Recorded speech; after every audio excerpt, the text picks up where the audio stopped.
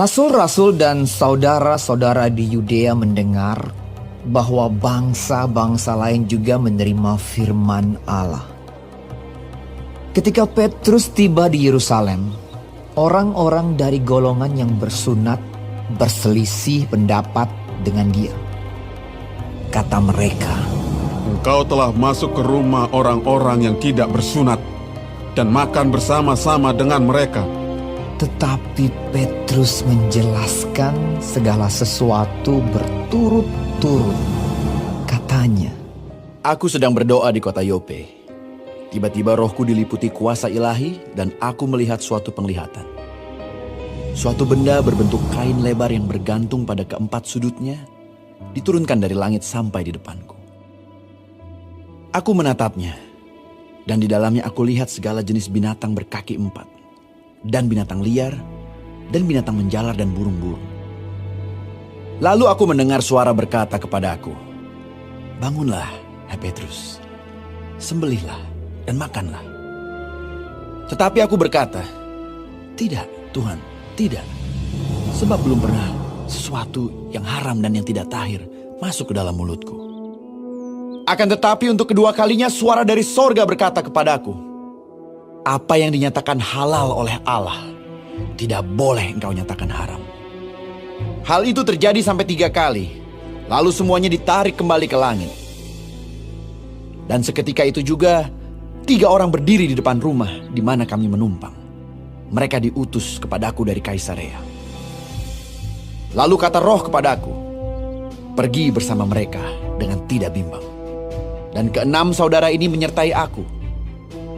Kami masuk ke dalam rumah orang itu, dan ia menceritakan kepada kami bagaimana ia melihat seorang malaikat berdiri di dalam rumahnya dan berkata kepadanya, 'Suruhlah orang ke Yope untuk menjemput Simon yang disebut Petrus. Ia akan menyampaikan suatu berita kepada kamu yang akan mendatangkan keselamatan bagimu dan bagi seluruh isi rumahmu.' Dan ketika aku mulai berbicara, turunlah Roh Kudus ke atas mereka, sama seperti dahulu ke atas kita. Maka teringatlah aku akan perkataan Tuhan. Yohanes membaptis dengan air, tetapi kamu akan dibaptis dengan Roh Kudus. Jadi jika Allah memberikan karunia-Nya kepada mereka, sama seperti kepada kita pada waktu kita mulai percaya kepada Yesus Kristus, bagaimanakah mungkin aku mencegah dia?" ketika mereka mendengar hal itu, mereka menjadi tenang, lalu memuliakan Allah. Katanya, Jadi kepada bangsa-bangsa lain juga Allah mengaruniakan pertobatan yang memimpin kepada hidup. sementara itu banyak saudara-saudara telah tersebar karena penganiayaan yang timbul sesudah Stefanus dihukum mati. Mereka tersebar sampai ke Fenisia, Siprus, dan Antioquia. Namun mereka memberitakan Injil kepada orang Yahudi saja. Akan tetapi, di antara mereka ada beberapa orang Siprus dan orang Kirene yang tiba di Antioquia dan berkata-kata juga kepada orang-orang Yunani dan memberitakan Injil bahwa Yesus adalah Tuhan. Dan tangan Tuhan menyertai mereka dan sejumlah besar orang menjadi percaya dan berbalik kepada Tuhan. Maka sampailah kabar tentang mereka itu kepada jemaat di Yerusalem. Lalu jemaat itu mengutus Barnabas ke Antioquia. Setelah Barnabas datang dan melihat kasih karunia Allah, bersukacitalah ia. Ia menasihati mereka supaya mereka semua tetap setia kepada Tuhan, karena Barnabas adalah orang baik, penuh dengan Roh Kudus dan iman. Sejumlah orang dibawa kepada Tuhan. Lalu pergilah Barnabas ke Tarsus untuk mencari Saulus.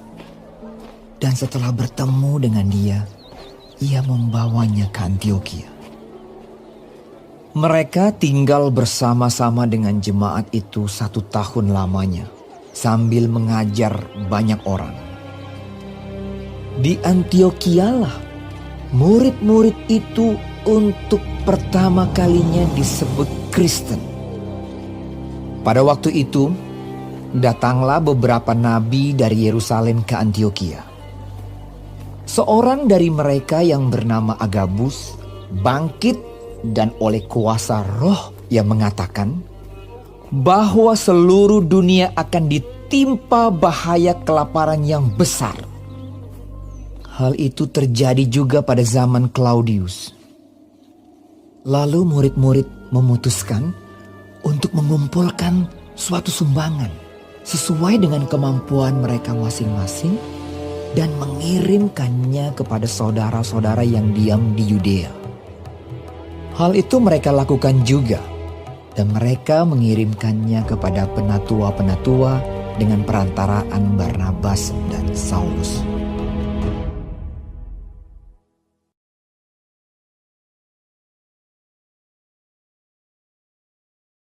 Shalom saudara-saudaraku yang kekasih di dalam Tuhan Yesus Kristus. Puji Tuhan kalau kita masih diberi kesempatan hidup hari ini dan mempelajari firman Tuhan dari Kisah Para Rasul pasal 11. Tuhan Yesus memberkati kita semua. Amin. Saudara, dari pasal ini kita tahu bahwa keselamatan direncanakan Tuhan bukan hanya kepada orang Yahudi, tapi kepada seluruh bangsa di dunia. Karena Tuhan cinta semua bangsa. Semua orang adalah ciptaan Tuhan yang paripurna. Dan kabar tentang pemberitaan Injil yang dilakukan oleh Petrus kepada orang non-Yahudi, dalam hal ini orang Italia, ya, Cornelius dan keluarga serta teman-temannya, terdengar oleh para rasul dan orang-orang Kristen Yahudi di Yerusalem. Ya. Mereka memanggil Petrus dan meminta pertanggungan jawab Petrus.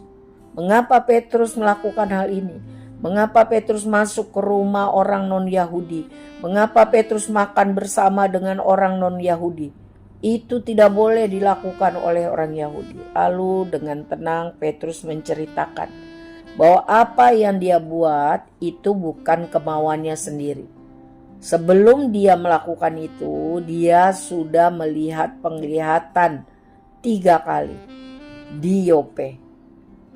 Intinya penglihatan itu tujuan Tuhan untuk menyatakan dia harus pergi ke tempat orang yang selama ini dia anggap najis, kafir, ya. Tetapi di hadapan Tuhan, apa yang dikatakan Tuhan halal tidak boleh dikatakan oleh manusia siapapun itu najis.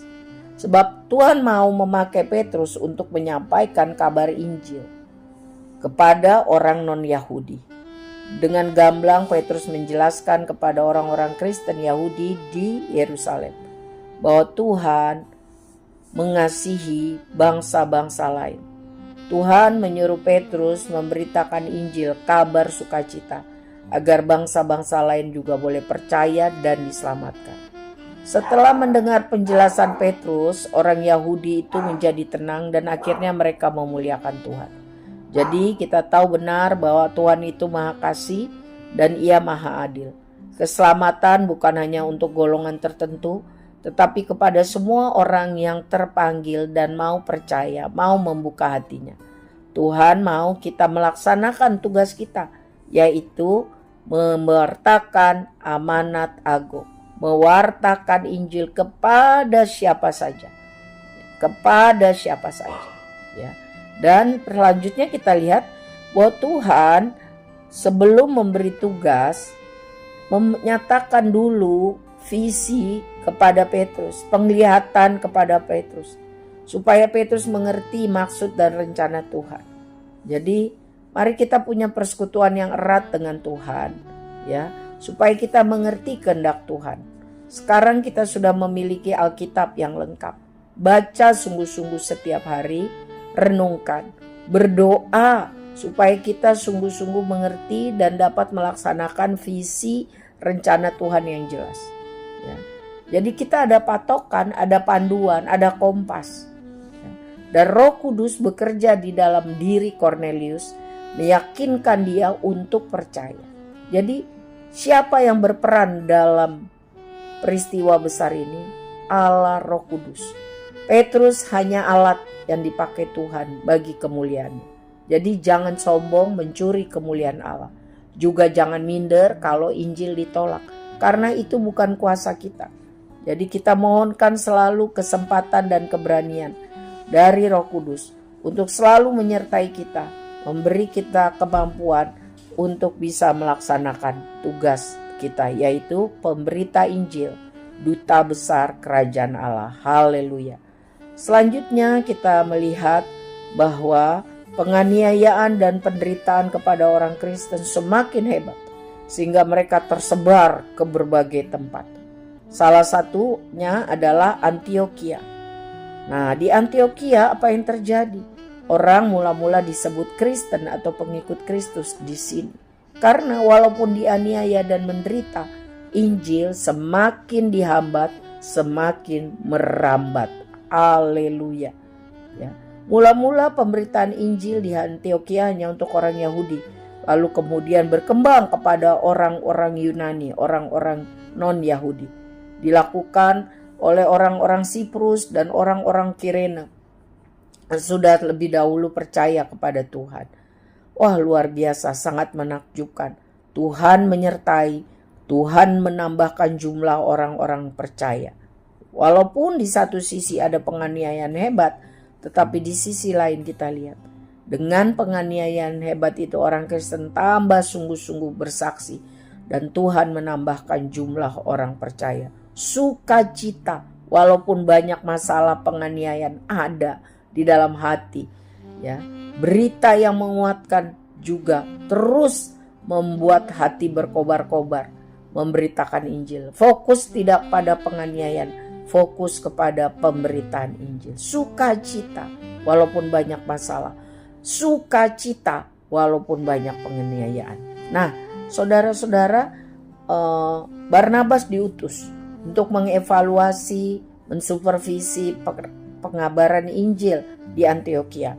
Barnabas membawa Paulus yang sebelumnya namanya Saulus, orang baru yang percaya kepada Tuhan, tapi sungguh-sungguh mau melayani selama 1 tahun. Ya. Dan Paulus Barnabas sungguh-sungguh meneguhkan iman percaya orang Kristen mula-mula di Antiokhia. Ya. Pengikut-pengikut Kristus. Ada juga nabi-nabi di sana yang menguatkan mereka. Ya. Ada Nabi Agabus yang memberi nubuatan tentang kelaparan besar. Dan bukan hanya mendengar akan ada kelaparan besar, tetapi Barnabas dan Paulus memimpin untuk mereka memperhatikan, berbagi kasih dengan saudara-saudara mereka yang susah, yang miskin di daerah Yudea dan Yerusalem. Jadi luar biasa. Satu sisi dianiaya, satu sisi harus terkocar-kacir, satu sisi banyak masalah. Tetapi karena firman Tuhan menjadi fokus kehidupan, masalah tidak menjadi pusat pemikiran, tetapi sukacita, damai sejahtera karena Tuhan itu yang menguasai.